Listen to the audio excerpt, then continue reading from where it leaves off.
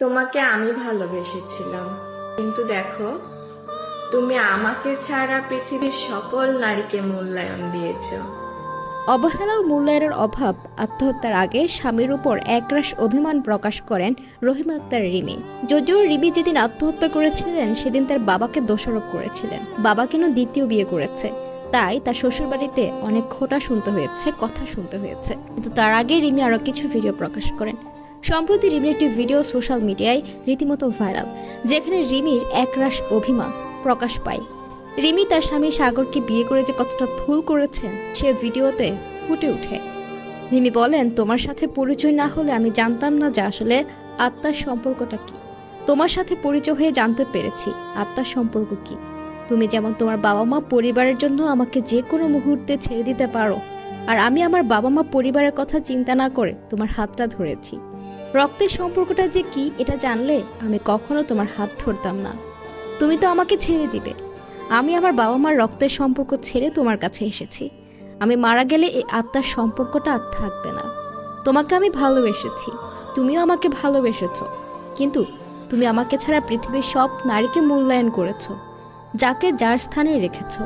আর আমাকে আমাকে কোথায় রেখেছ? এটাকে আমি আফসোস, ব্যর্থতা হিসেবে নিচ্ছি না, কারণ এটা আমার প্রাপ্য। আমার সাথে তো তোমার রক্তের সম্পর্ক নেই, পূর্বে পরিচিত নেই, ছোটবেলা থেকে আমাদের কোনো স্মৃতি নেই। তাই তোমার সাথে যাদের আত্মার সম্পর্ক আছে তাদেরকে তুমি মূল্যায়ন করো। এই যে তোমার আমার বিচ্ছেদ হয়ে গেলে বা আমি মারা গেলে এই আত্মার সম্পর্কটা আর থাকবে না। তুমি তো জানো তোমার রক্তের সম্পর্ক তোমাকে ছেড়ে যাবে না, তাই হয়তো তাদেরকে মূল্যায়ন করো, তাদেরকে তাদের জায়গায় রাখো। আমি তো পর তো পরই থাকি। হয়তো আবেগের বশে তুমি আবার প্রেমে পড়েছিলে, আমি আর প্রত্যাখ্যান করতে পারিনি, তাই হয়তো সম্পর্কটা বিয়েতে পরিণত হয়েছে। বোকার মতো আশা রেখে রেখে স্বামীর উপর মানসিক রোগী হয়েছি, যার ওষুধ ছাড়া একটুও চলে না। অযথা অনেক আশা রেখেছি তোমার উপর, যেটার যোগ্যতা আমার নেই। আমি পরের মেয়ে, আজ আছি কাল নেই। আমি মরে গেলে সে জায়গা অপূর্ণ তো থাকবে না। আমি না থাকলে সেই জায়গা কেউ তো অবশ্যই পূরণ করবে, কিন্তু তোমার রক্তের সম্পর্কের কেউ চলে গেলে সে অভাব তো আর কেউ পূরণ করতে পারবে না। তাই হয়তো আমার থেকেও তাদেরকে মূল্যায়নটা বেশি করো। আসলে আমাদের সমাজটা এমন, একজনকে বিয়ে করেছি, সাথে রাখছি, খাচ্ছে পড়ছে, তাই তার সবকিছু মানতে হবে, যেভাবে চালাবো সেভাবে চলতে হবে, এমনটা।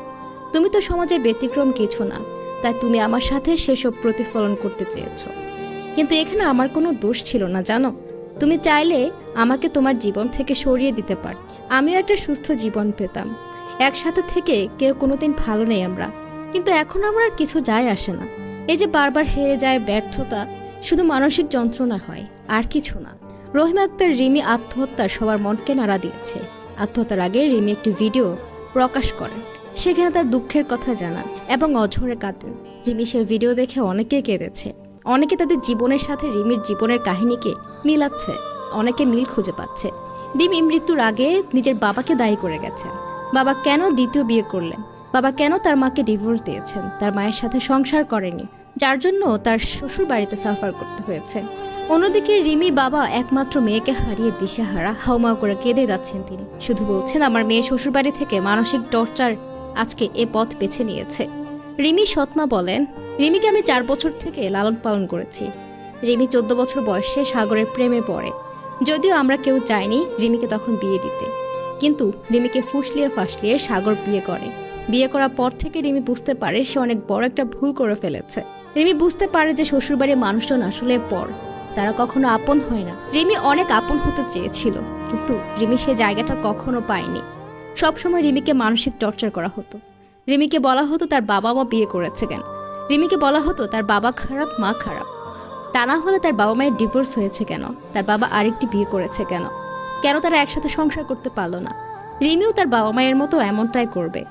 তাই রিমি সবসময় চেয়েছে তার ভালোবাসাটা কি, গভীরতা কতটা, সেটা প্রকাশ করতে এবং সেটা রক্ষা করতে। রিমি তার স্বামী এবং শ্বশুর পরিবারকে বলে প্রয়োজনে রিমি মারা যাবে, কিন্তু কখনো ডিভোর্স দিবে না, যেমনটা তার বাবা মা করেছে। যার জন্য রিমি আজ শ্বশুর বাড়িতে অনেক কথা শুনে। আসলে রিমির বয়স যখন 14 বছর ছিল, তখন রিমির মাথায় এই কথাটি ভালো করে ঢুকিয়ে দেওয়া হয়, অনেকভাবে ব্রেইন ওয়াশ করা হয় রিমিকে। রিমিকে বারবার বলা হয় তার বাবা মা খারাপ, তার বাবা মা দ্বিতীয় বিয়ে করেছে। রিমিও এটা বুঝতে পারে তার বাবা মা দ্বিতীয় বিয়ে করার কারণে তার শ্বশুরবাড়িতে তাকে অনেক কথা শুনতে হচ্ছে, এটা তার বাবার দোষ। তাদের মৃত্যুর আগে রিমি তার বাবাকে দায়ী করে যান। বলেন তার বাবা যদি আজ দ্বিতীয় বিয়ে না করতো তাহলে রিমির এই পরিণতি হতো না। রিমির এই ভিডিওগুলো যখন মানুষ দেখছে, অনেকে অনেক রকম মন্তব্য করছেন। বেশিরভাগ মানুষ আঙ্গুল তুলছেন রিমির স্বামী ও শ্বশুর পরিবারের দিকে। তারা বলছেন একটা পুরুষ মানুষ যদি তার স্ত্রীকে প্রাপ্য সম্মান দেয়, ভালোবাসা দেয়, তাহলে সে তার বাবার ফ্যামিলিকেও ভুলে যায়। সেখানে রিমি তার বাবা দ্বিতীয় বিয়ে করেছে, এসব তো আসার কথাই না। অন্যদিকে রিমি ছোট মা অর্থাৎ সৎমা একটি সাক্ষাৎকারে বলেছেন রিমি এর আগেও আত্মহত্যার অনেকবার অ্যাটেম্প্ট নিয়েছিলেন। সেটা জানার সত্ত্বেও রিমির স্বামী সেদিন কেন রিমিকে একা বাসায় রেখে চলে যান যেদিন রিমি আত্মহত্যা করেছেন।